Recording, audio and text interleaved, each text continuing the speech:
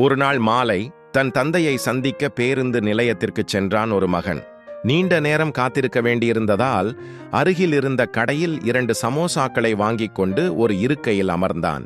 அவன் அருகில் அமர்ந்திருந்த ஒரு வயதானவர் அவனுடைய தட்டில் இருந்த சமோசாக்களில் ஒன்றை எடுத்து சாப்பிட ஆரம்பித்தார். அதைக் கண்ட மகனுக்கு கோபம் வந்தது.